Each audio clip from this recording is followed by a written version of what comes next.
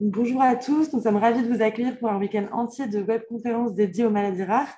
Je vous souhaite la bienvenue pour cette webconférence sur le thème des maladies inflammatoires intestinales de l'enfant avec le docteur Nadine Serbensoussan, le professeur Franck Rumeleux et Anne Buisson. Pour poser vos questions, n'hésitez pas à utiliser l'outil questions-réponses en bas de votre écran ou à lever la main. Et à ce moment-là, nous activerons votre micro ou votre vidéo et vous pourrez poser votre question en live. Bonne conférence à tous. Voilà, bonjour tout le monde. Je pense que la salle est pleine, même si vous ne le voyons pas. Ça fait plaisir de discuter aujourd'hui avec vous via l'ordinateur, via les webcams. Donc, je présente à ma gauche, c'est le docteur Nadine Serpensussan, qui est directrice du laboratoire ici à Imagine, qui travaille avec nous sur les maladies inflammatoires. Elle va vous décrire un peu ce qu'elle a apporté au fonctionnement de notre centre de maladies rares qui s'appelle MARDI, maladies rares digestives. Et à ma droite, c'est Anne Buisson de l'AFA, l'association François Aupetit Maladie de Crohn RCH. Elle est directrice adjointe dans l'association. Et elle vous rapportera l'expérience des patients, des familles et comment on peut avancer dans la prise en charge de ces maladies assez difficiles à vivre au quotidien et qui nécessitent une prise en charge vraiment de spécialistes. Moi-même, Franck Rumeleux, moi je suis professeur de pédiatrie, chef de service adjoint ici dans le service de gastroentérologie et pathologie et nutrition à Necker enfants malades et le responsable de notre programme maladies rares, MARDI, maladies rares digestives. Alors je vais vous décrire en 3 lignes ce que c'est notre centre de référence maladies rares. Contrairement à d'autres centres de maladies rares, c'est un centre qui est très large, qui regroupe toutes les maladies rares du tube digestif de l'enfant. Le centre a été créé en 2004, donc nous avons 17 années d'expérience dans la prise en charge d'enfants avec ces maladies rares et qui nous a permis sur ces 17 années d'avancer d'une façon considérable et au niveau diagnostic et surtout sur le traitement de ces patients qu'on va discuter maintenant ensemble. Alors, juste en 2 mots, comment est organisé notre centre de maladies rares. Nous nous occupons de patients qui ont à la fois des maladies rarissimes comme des polypes qui peuvent donner naissance à des cancers très rares, des maladies neuromusculaires qui compromettent le fonctionnement de l'intestin, qui ont des problèmes de motilité, motricité, c'est-à-dire l'intestin ne fonctionne pas et les enfants sont dépendants d'une nutrition artificielle qu'on appelle nutrition parentérale. Il y a des maladies qui touchent le fonctionnement de la barrière épithéliale, qui touchent l'entérocyte, qui font que l'entérocyte ne fonctionne pas, soit parce qu'il n'est pas bien ancré dans la muqueuse, soit parce que la polarité, le fonctionnement comme un entérocyte va fonctionner est perturbée, du coup on ne peut plus absorber les nutriments ni de fluides. Donc ce sont des enfants qui ont une diarrhée extrêmement importante dès la naissance et qui sont dépendants d'une nutrition artificielle, nutrition parentale. Et souvent, ces patients sont greffés. Ils ont une transplantation d'intestin, soit intestin seul, soit d'autres organes associés. Par exemple, aujourd'hui, dans le service, ce matin, quand je suis passé, il y avait un jeune qui avait une greffe de son estomac, de tout son intestin, du côlon, du pancréas, du foie et des reins. Donc, vous voyez quelle prise en charge maximale on peut avoir pour ces patients. Et maintenant, le sujet du jour, les patients qui ont une maladie immunitaire, une immunopathologie digestive, qui nous préoccupe beaucoup dans ce centre parce qu'il y a de plus en plus de patients avec cette maladie. Et on a un spectre de ces patients jeunes, patients adultes. Et chez l'adulte, les maladies sont bien connues. Sur les 50 dernières années, elles sont devenues assez fréquentes, qui sont la maladie de Crohn et la rectocolite hémorragique. Nous voyons ces maladies chez l'enfant, chez l'ado, chez l'enfant, maintenant aussi de plus en plus. Et on a appris sur les dernières années, très clairement, ce sont des maladies qui ont une susceptibilité génétique, c'est-à-dire il y a une sorte de fragilité de développer cette inflammation excessive qui touche l'intestin, qui peut toucher tout l'intestin de la bouche, tout l'intestin grêle, tout le côlon jusqu'aux fesses, à l'anus, et une pression de l'environnement, le mode de vie comme nous vivons, qui peut être impact via l'alimentation et via les infections, via les bactéries, les traitements par antibiotiques, et surtout, ça impacte sur les bactéries qui sont désorganisées dans l'intestin, qui ne sont pas dans un équilibre, et le docteur Nadine Serpensussan va vous en parler dans un instant sur la recherche et tout ce qu'on a appris sur les dernières années et les perspectives qu'on voit pour les patients. Et du coup, ce mode de vie fait qu'il y a une pression sur le système immunitaire qui développe de plus en plus d'inflammation. Alors ça, c'est des maladies qui sont devenues plus fréquentes, qui sont prises en charge dans notre centre également, et après dans les centres pour adultes, qui impactent considérablement sur la vie des enfants, dans le sens, ils sont douloureux, ils ont mal au ventre lors d'une poussée, ils ne peuvent pas travailler à l'école, ils manquent de l'école, et surtout, ils passent leur temps aux toilettes parce qu'ils ont la diarrhée, ils saignent beaucoup, donc ils sont très affaiblis. Il y a des formes de cette maladie où il y a des plaies au niveau des fesses, donc extrêmement gênant pour les patients, douloureux. Bref, la qualité de vie de ces enfants est très compromise liée à cette maladie. Ils ne peuvent pas jouer ou faire du sport comme ils le souhaitent et surtout pas bien travailler à l'école. Ils sont fatigués, la vie sociale est compromise. Ça, c'est le tableau quand la maladie n'est pas contrôlée. Heureusement, il y a un traitement pour ces patients pour stabiliser cette inflammation, maîtriser l'inflammation qui permet aux enfants de acquérir une qualité de vie qui est quasi normale, voire normale, c'est-à-dire un patient avec une maladie de Crohn ou une RCH, sous traitement, il vit comme s'il n'était pas malade à 2 petites nuances près. Ils ont leur traitement 1 et 2, ils ont un suivi médical dans notre centre et dans les autres centres qui sont spécialisés pour ces maladies, qui font qu'effectivement, la maladie est bien contrôlée. Alors, je vais faire un point dans ces maladies inflammatoires sur un sous-groupe qui nous a beaucoup surpris et qui est l'exemple typique d'un fonctionnement d'un centre de maladies rares et de comment nous avons progressé sur les dernières années. Nous avons décrit il y a des longues années déjà la maladie de Crohn chez le bébé. Ça nous a beaucoup surpris, c'est très peu de patients. Mais la première année de vie, de commencer la maladie comme les plus grands ou les adultes, c'est-à-dire mal au ventre, la diarrhée, les saignements, des plaies aux fesses. Et quand on regarde, quand on explore ces patients, les lésions inflammatoires typiques de la maladie de Crohn. Mais commencer la première année de vie, c'était très surprenant. Donc on s'est posé la question, pourquoi? Est-ce qu'il y a des rares patients qui font ça? Est-ce que c'est la maladie comme les plus grands dans une forme plus sévère et donc elle commence très tôt? Ou est-ce que c'est une maladie différente? Et en plus, ces patients ne répondaient pas très bien au traitement, les médicaments immunosuppresseurs qu'on utilise pour maladie de Crohn ou de la RCH, qui a fait que souvent, on a été obligé de les opérer, enlever le côlon.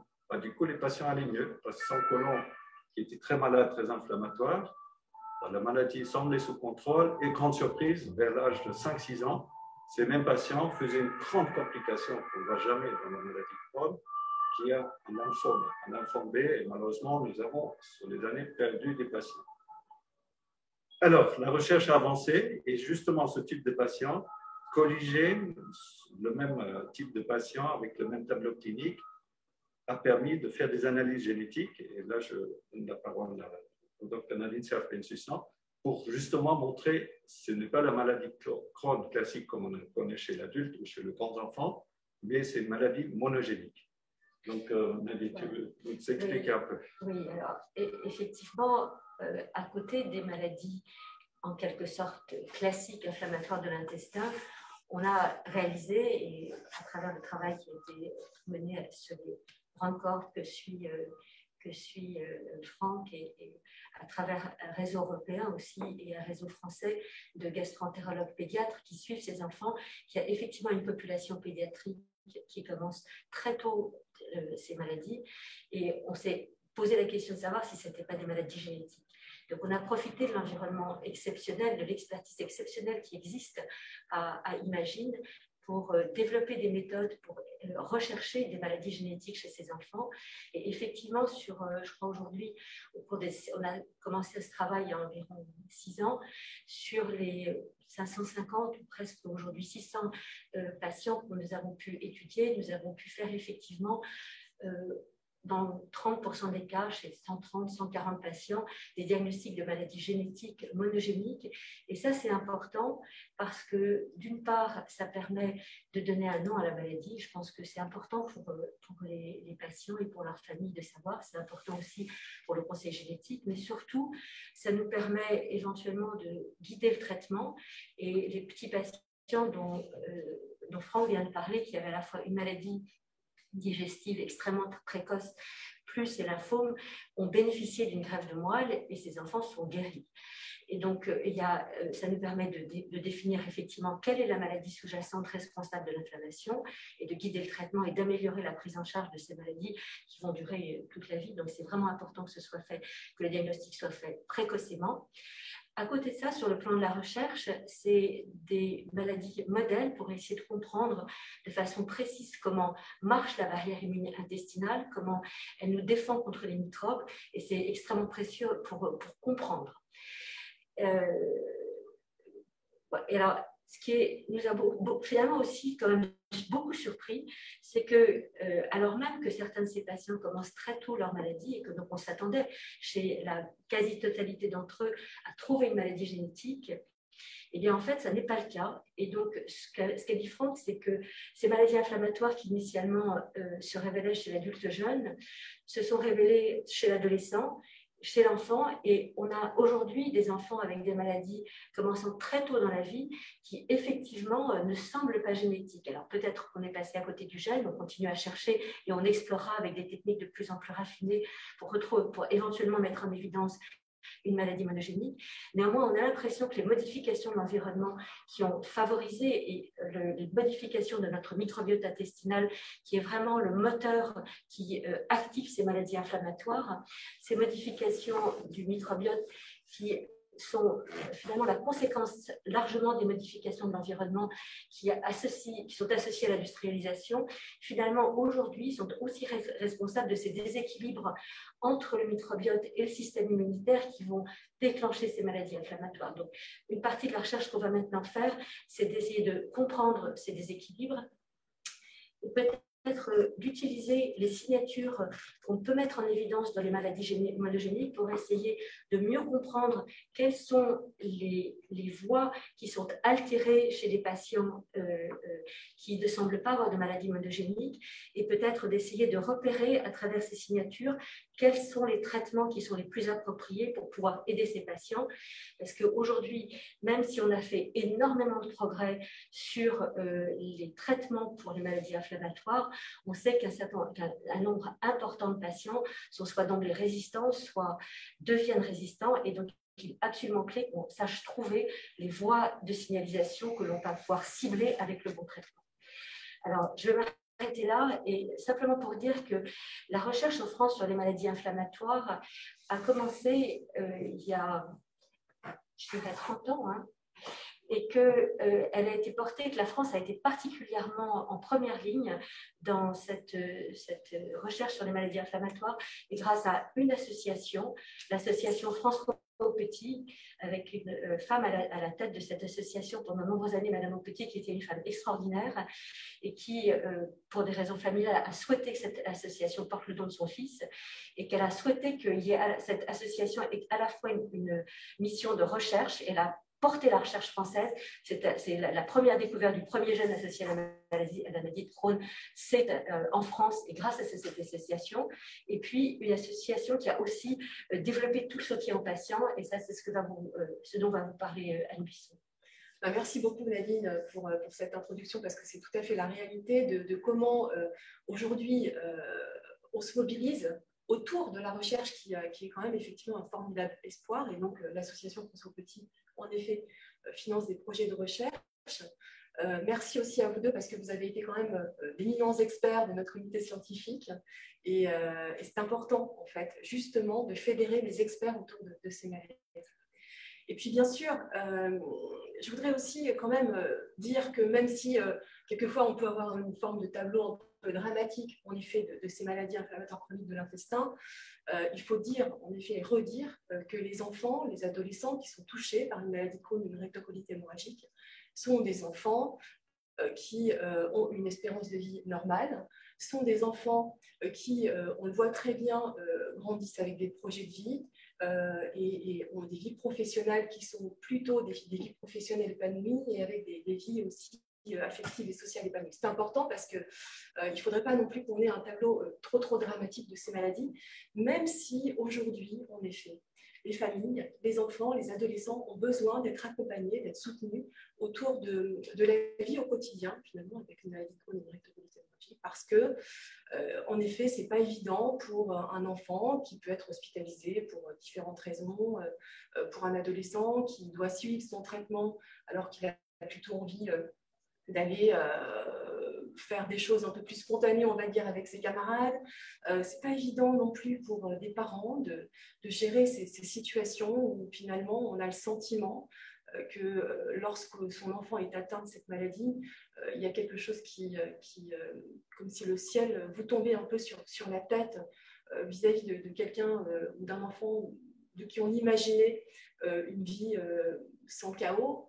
Donc c'est vrai que nous, en tant qu'association, on propose finalement de soutenir aussi bien ces jeunes que leurs parents autour de différents séjours, notamment autour de l'entraide, parce que finalement une famille, c'est beaucoup quelque chose qui est déjà très cloisonné en fait, hein. C'est déjà quelque part une espèce de cellule un peu cloisonnée et qui reste quelquefois un petit peu enfermée dans ses problèmes. Et donc, nous, notre pari à l'association, c'est justement d'ouvrir à l'information, bien sûr, hein, de rester informé, de savoir quels sont les nouveaux traitements qui arrivent. Il faut dire aussi qu'il y a beaucoup de nouveaux traitements qui arrivent pour la prise en charge de ces patients. Et puis aussi, discuter des problèmes qu'on peut rencontrer avec d'autres parents, essayer de trouver des solutions, des trucs et astuces. Et par exemple, lors de ces séjours, il y a à la fois des alternances de conférences, bien sûr, médicales, mais aussi de discussions entre parents, entre ados, entre frères et sœurs, puisqu'on sait qu'une famille, ça va aussi toucher, bien entendu. Ça va un peu déséquilibrer, finalement, cette cellule familiale et qu'il y a une nécessité, finalement, de se réadapter par rapport à cette nouvelle donnée qui est la maladie dans la famille. Et puis, bien sûr, des outils d'accompagnement, une plateforme, des applications qui permettent notamment aux adolescents de mieux voyager. On sait que c'est important pour ces adolescents, la mobilité. Donc, l'idée, c'est vraiment de pouvoir accompagner avec des outils concrets, des projets concrets, les patients et leurs familles dans la vie et dans la vie de tous les jours avec les problématiques de scolarité. On sait que, par exemple, la fatigue est un énorme problème chez les enfants et les adolescents. Elle est aussi chez les adultes, bien entendu. Et c'est important aussi de pouvoir gérer la scolarité de ces enfants avec la question de la fatigue, la question des examens, de la vie scolaire, de l'éducation physique, puisqu'il y a beaucoup de questions autour de l'éducation physique. Et il y a des droits, donc il faut être informé aussi sur ces droits. Et l'association propose aussi, bien entendu, une information sur les droits et les possibilités pour, par exemple, aménager des examens. Et donc, je pense qu'il faut vraiment être connecté, finalement, à des ressources qui peuvent soutenir et qui peuvent accompagner les familles dans ces difficultés. Voilà, je m'arrêterai là pour le moment. Si on a je ne sais pas si on a des questions et des personnes qui souhaitent intervenir. Alors, merci beaucoup. Effectivement, on a quelques questions. Alors, la première question, c'est par rapport à ce que vous disiez au début sur la pression environnementale. Dans les maladies multifactorielles, quelle est la part de la génétique par rapport à celle de l'environnement? Est-ce que c'est environ 50-50 ou pas? En fait, dans les formes multifactorielles, le poids des facteurs génétiques ne dépasse probablement pas 15-20%. Donc, la part maximum est vraiment à l'environnement. Et la part génétique, elle est en fait extrêmement dispersée, c'est-à-dire que c'est plein de petites modifications sur le génome qui... C'est vraiment extrêmement difficile aujourd'hui, dans ces formes multifactorielles, d'accuser une région particulière du génome. Donc, le poids de l'environnement est très fort. Et effectivement, ce poids de l'environnement qui probablement s'exprime à travers les modifications du microbiote qui a, dans les pays industrialisés, tendance à perdre sa diversité qui était importante. Donc, c'est finalement le microbiote, comme tous les écosystèmes, a besoin d'être, en tout cas le microbiote intestinal a besoin d'être divers. Et il a, semble-t-il, perdu un certain nombre d'espèces qui étaient bénéfiques. Et à l'inverse, se sont introduites des bactéries plus pro-inflammatoires, ce qui fait que en fait, on voit le microbiote, aujourd'hui on considère que le microbiote et son hôte ont évolué depuis des centaines de milliers d'années, de telle sorte qu'un équilibre s'est fait entre eux. Et cet équilibre, il a été rompu récemment, probablement construit pour avoir une balance bien ajustée avec ce microbiote.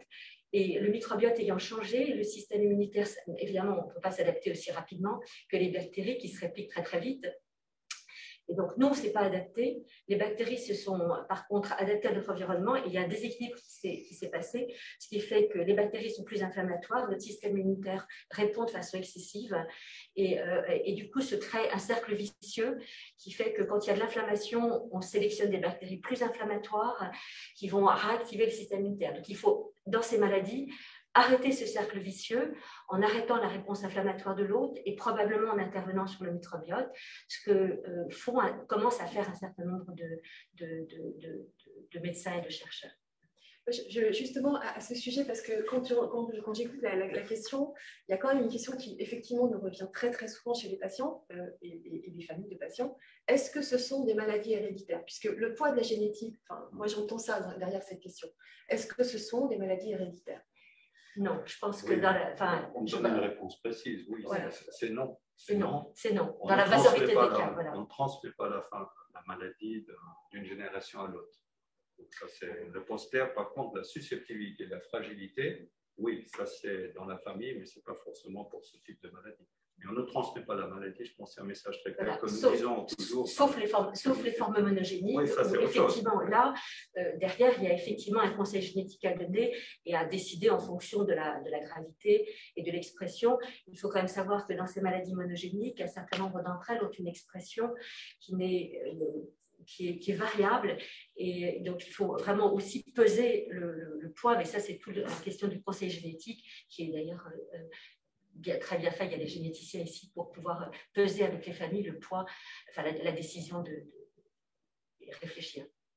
Et justement, en parlant des formes monogéniques, on a une question.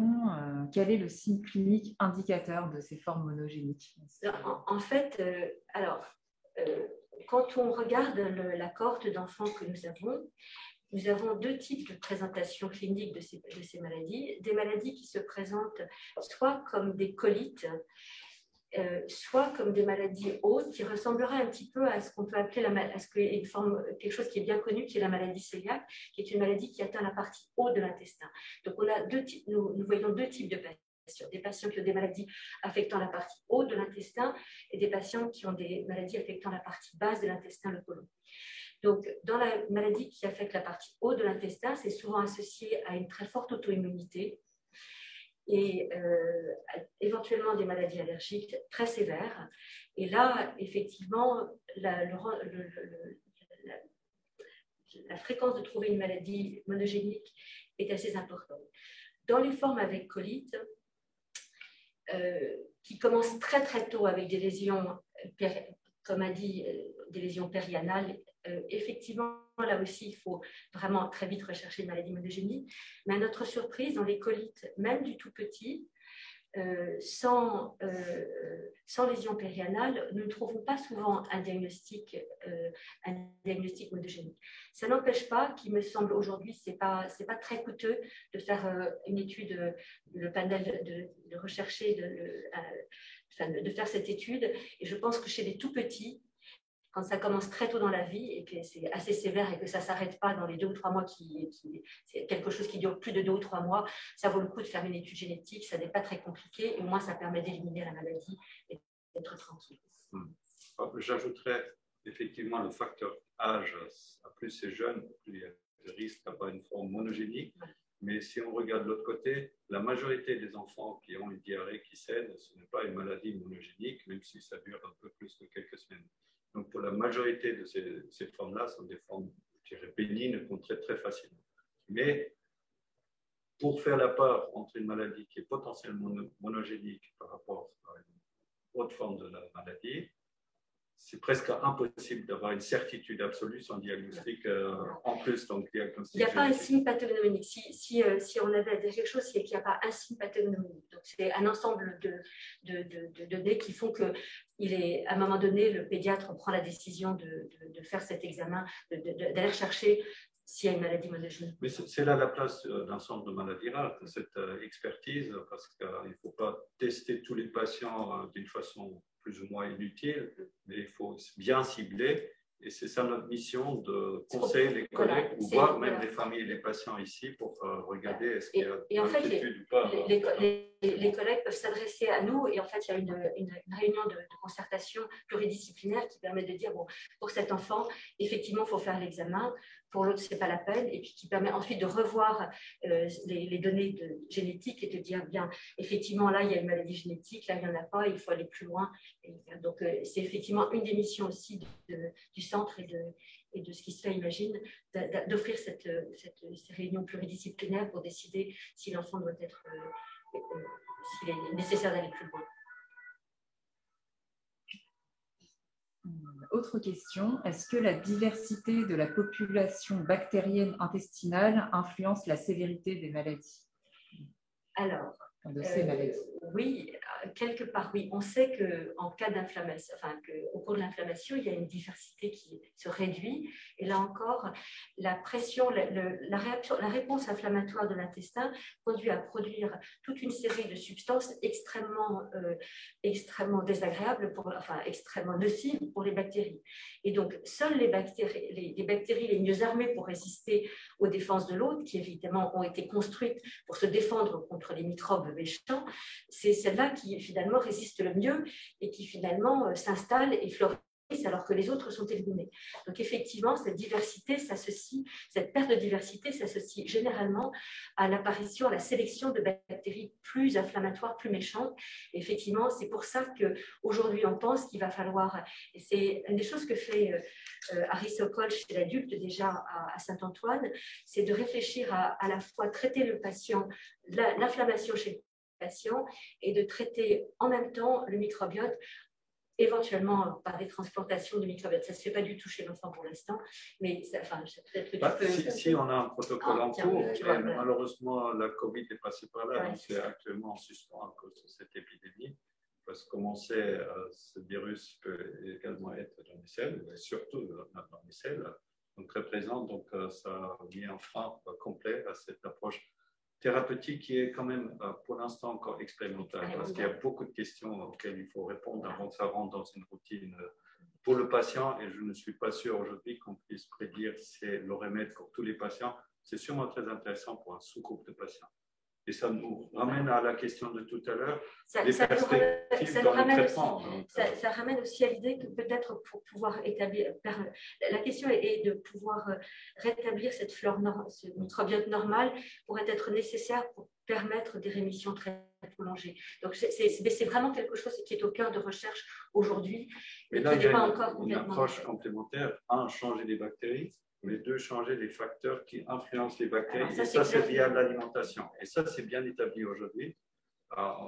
Et là, je pense que le programme en pédiatrie est très en avance par rapport à ce qui a été fait sur des années chez les patients adultes, c'est-à-dire de modifier l'alimentation des patients, notamment avec maladie de Crohn classique, avec un taux de succès qui est aussi élevé qu'une corticothérapie pour traiter la maladie, c'est-à-dire il y a 9 patients sur 10 qui répondent d'une façon spectaculaire.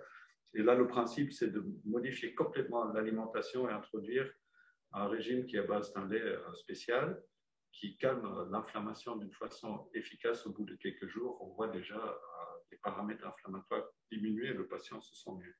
Et c'est un des axes de recherche aujourd'hui privilégiés, en parallèle de créer des nouvelles molécules pour bloquer les réponses immunitaires, qui sont extrêmement efficaces, d'introduire des régimes, et on a des preuves maintenant pour plusieurs formes de régimes. On peut traiter cette inflammation parce qu'on modifie les aliments, et on pense qu'il y a des aliments qui sont plus stimulateurs de l'inflammation et des aliments qui sont plutôt anti-inflammatoires, donc qui freinent l'inflammation. Et là, on a des études qui ont montré que certains régimes peuvent calmer le système immunitaire et l'inflammation chez les patients.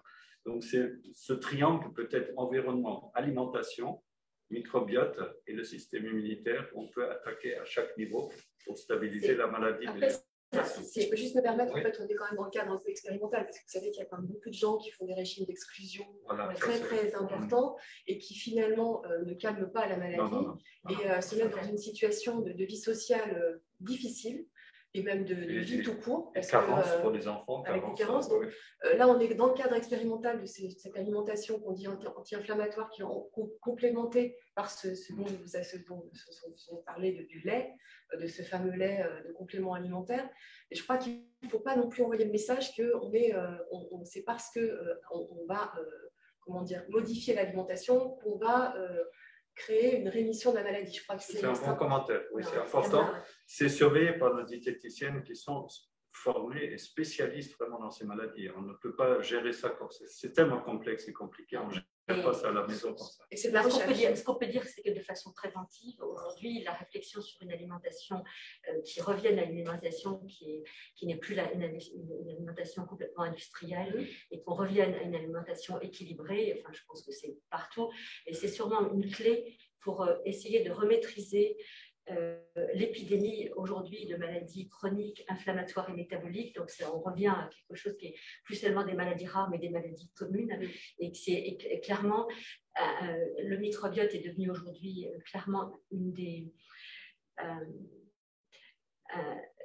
a une influence sur le système immunitaire et sur notre métabolisme qui est telle qu'un microbiote de bonne qualité est indispensable et les moyens de rétablir un microbiote de bonne qualité passent certainement par une maîtrise des médicaments, une maîtrise des polluants et une maîtrise avant tout de notre alimentation.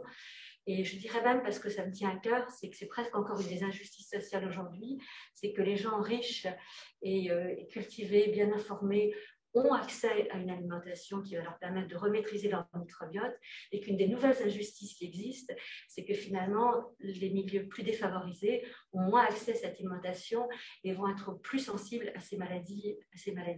Oublions les maladies rares, mais les maladies. Donc, effectivement, réfléchir à notre alimentation pour apaiser notre microbiote et faire en sorte qu'il rétablisse une interaction sereine avec notre système immunitaire et notre métabolisme est sûrement quelque chose d'important.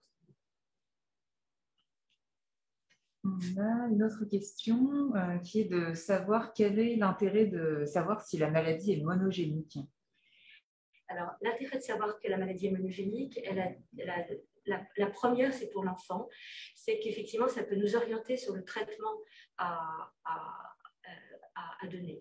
Dans les formes les plus graves de ces maladies monogéniques qui toucheraient la barrière intestinale, elle est formée de plusieurs composants. Le système immunitaire, avec quelque chose qui ressemble au déficit du système immunitaire dont vous avez parlé à la conférence qui a précédé, et des maladies qui affectent l'épithélium dont Franck a un petit peu parlé. Si on a affaire à une maladie de l'épithélium, comme l'a dit Franck, on est aujourd'hui très démunis. De temps en temps, elles peuvent toucher à la fois des gènes qui interviennent dans l'épithélium et dans le système immunitaire. Si ça touche l'épithélium, aujourd'hui on est assez démunis et ça fait partie des choses sur lesquelles on travaille.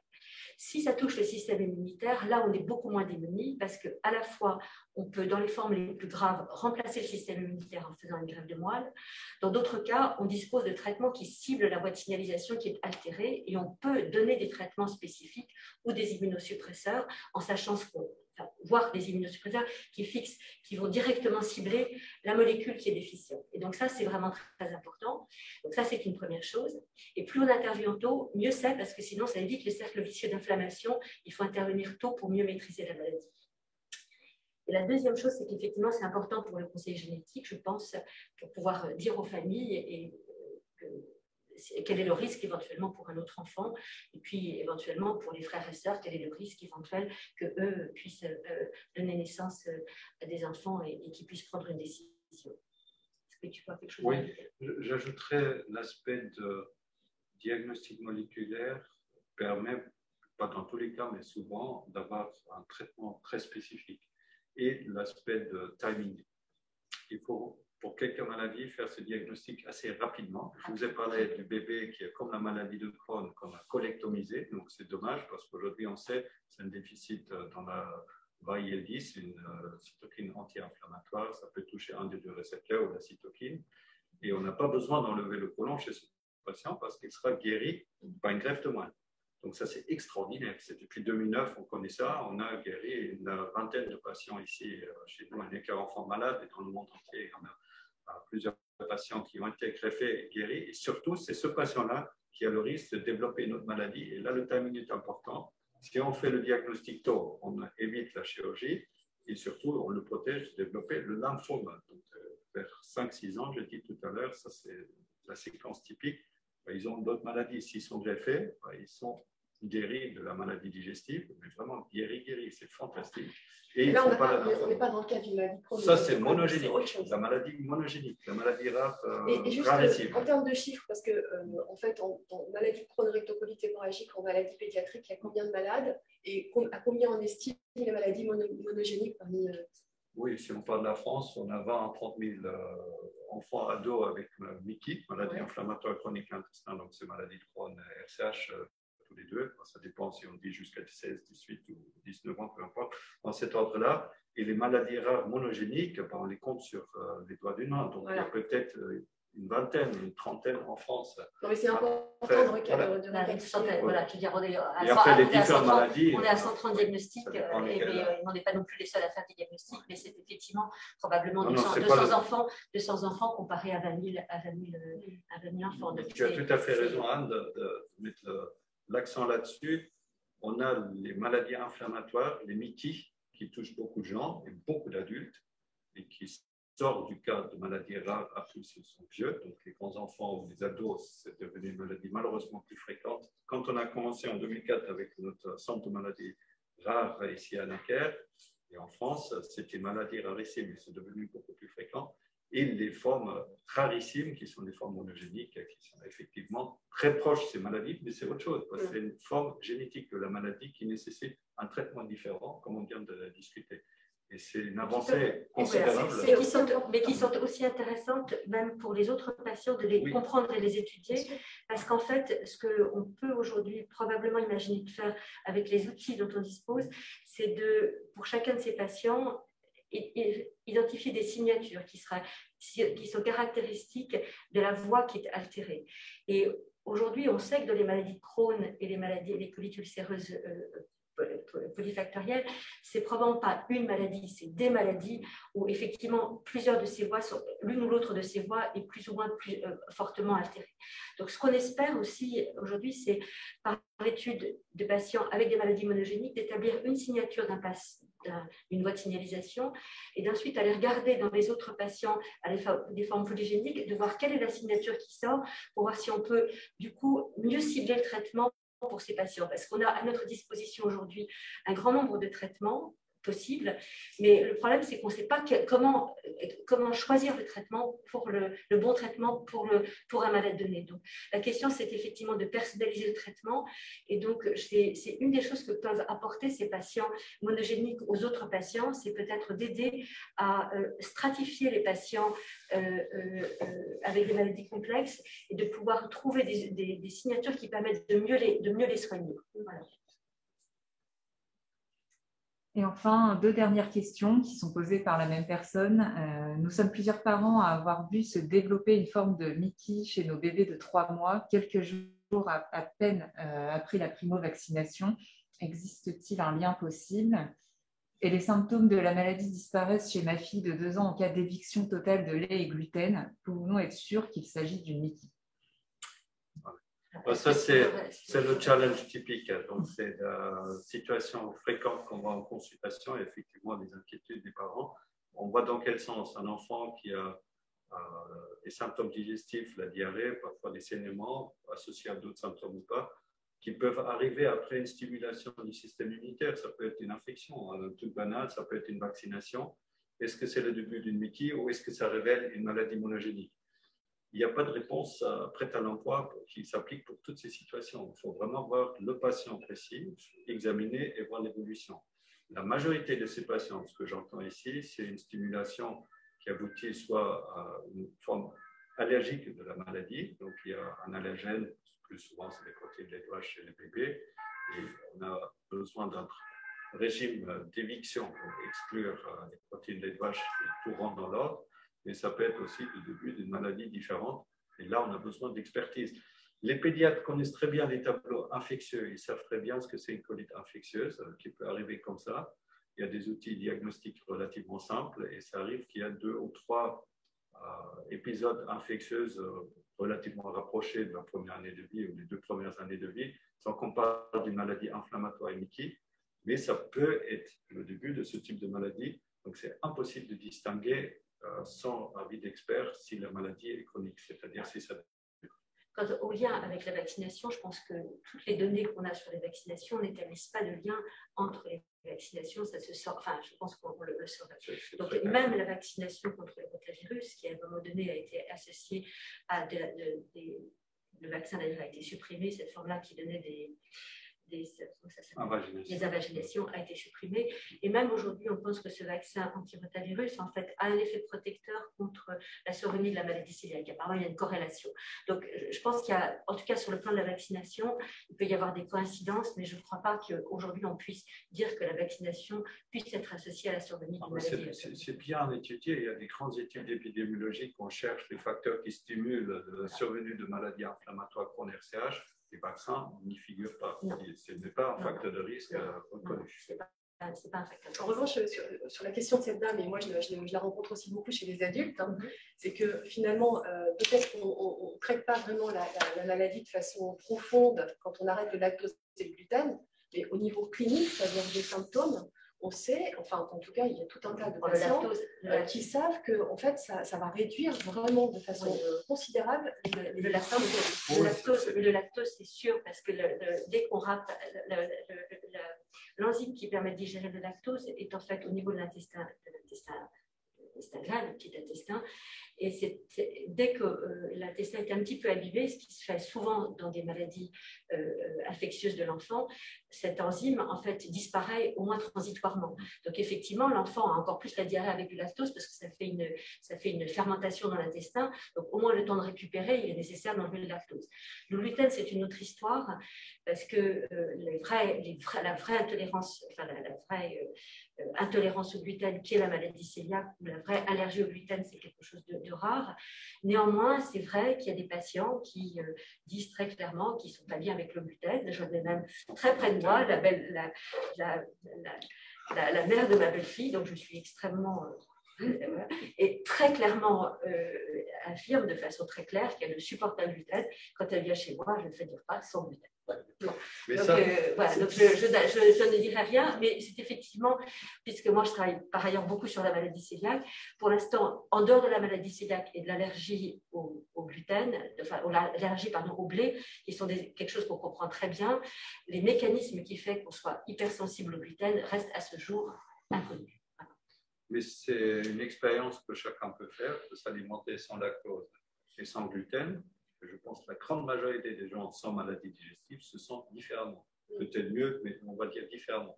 Donc c'est assez logique, c'est un élément qui peut apporter du confort pour le patient, et ça ne soigne pas la maladie. Voilà. Donc ça, c'est un message important. Moi, je voulais quand même, du coup, si on termine et conclure là-dessus aussi, c'est que ce qui est important pour nous, en tout cas à l'association, c'est effectivement de continuer à informer de façon quand même précise avec les experts, les personnes qui sont atteintes de maladies inflammatoires. Mais je tiens à dire quand même que c'est important de faire nombre, de se mobiliser autour de la recherche et de pouvoir donc adhérer à l'association, parce que je crois que c'est important. Continue d'exister. Moi, ce que je veux dire, c'est que j'ai beaucoup d'admiration pour cette association qui a contribué qui participe à l'éducation thérapeutique et qui finalement, ce que c'est intéressant, c'est ce qu'on a aussi appris, c'est que les patients apprenaient aux médecins à mieux prendre en charge leur maladie et que c'est quelque chose que j'ai appris et revu à la fac. Je trouve ça très, très intéressant, c'est qu'en fait, il y a une espèce d'échange entre le médecin et les patients et qui est très utile pour la prise en charge de ces maladies chroniques, à la fois pour les patients, mais aussi pour que les médecins apprennent à mieux prendre en compte cette maladie. Et il y a au sein de la FA une vraie quelque chose de collégial entre les patients, les médecins et les gens qui s'investissent dans cette association. Merci beaucoup pour le temps que vous nous avez accordé et bonne journée. Avec plaisir. Merci. Au revoir.